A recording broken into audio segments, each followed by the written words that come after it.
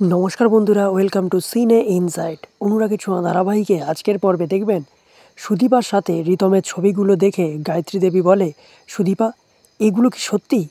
সুদীপা বলে, আমার কিছু বলার নেই পিসি, ব্যাগপত্র গুছিয়ে নাও, আমরা পিজিতে গিয়ে থাকবো। গায়ত্রী দেবী বলে, চলে যাবে মানে? চলে গেলেই সব কিছু ঠিক হয়ে যাবে, সব কিছু আগের মতো হয়ে যাবে? এগুলো যদি সত্যি হয় তাহলে এর জন্য তোমাকে কঠিনতম শাস্তি পেতে হবে। সুদীপা বলে, কী শাস্তি দেবেন দিন, আমি সব শাস্তি মাথা পেতে নেব। আদিত্য বলে, কেন? আপনি সব শাস্তি কেন মাথা পেতে নেবেন? আমি আপনাকে বিশ্বাস করি, আর কেউ বিশ্বাস করুক আর না করুক, আপনি শুধু সত্যিটা বলুন। সুদীপা বলে, আমি আমার বাবার নামে শপথ করে বলছি এই ছবিগুলো মিথ্যে। আদিত্য অনিকে বলে, তাহলে সত্যি করে বলতো অনি, তুই এই ছবিগুলো কোথা থেকে পেলি? অনি বলে, বিশ্বাস কর আদিত্য, এগুলো আমাকে দিয়ে জোর করে করানো হয়েছে, আমি ফেঁসে গেছি।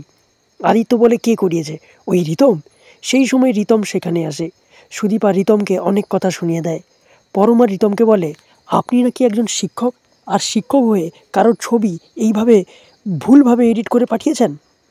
রিতম বলে, আমি এসব কিছুই করিনি। আদিত্য বলে, তাহলে এসব কে করেছে?